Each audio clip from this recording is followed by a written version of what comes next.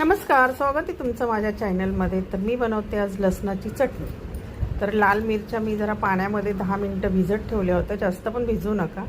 आणि ते आता सर्व मिक्सरमध्ये टाकून घेते आणि लसूण त्याच्यामध्ये टाकायचं. तुम्हाला हवा तेवढा भरपूर लसूण घाला.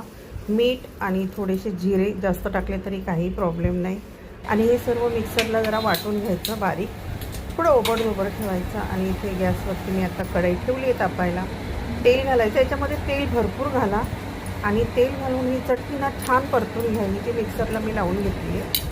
छान एकसारखी परतून घ्या, त्याला पुन्हा तेल सुटेल. तेल जास्त झालं तरी काही प्रॉब्लेम नाही, पण ही खूप छान लागते खायला. चपातीबरोबर खा किंवा डोश्याबरोबर खाल्ली तरी पण छान लागते. पण ही जास्त करून मारवाडी लोक बनवतात. ही जाड्या रोटीबरोबर बनते ही चटणी. खूप सुंदर लागते खायला, तर नक्की बनवा, छान होते. आणि हे बघा, सर्व आता तेल सुटले त्याला सर्व साईडनी. आणि 15 दिवस आरामात टिकते, एकदम छान राहते. 15 दिवस ती काही खराब होत नाही. त्याच्यामध्ये लसूण भरपूर आहे आणि मिरच्या आणि तेल भरपूर घाला. फ्राय करण्याच्या वेळेस भरपूर तेल घाला त्याच्यामध्ये. तर 15 दिवस काय, किंवा फ्रीजमध्ये ठेवली तर 1 महिना पण ही लसूण चटणी अजिबात खराब होत नाही. फक्त छान त्याला परतून घ्या.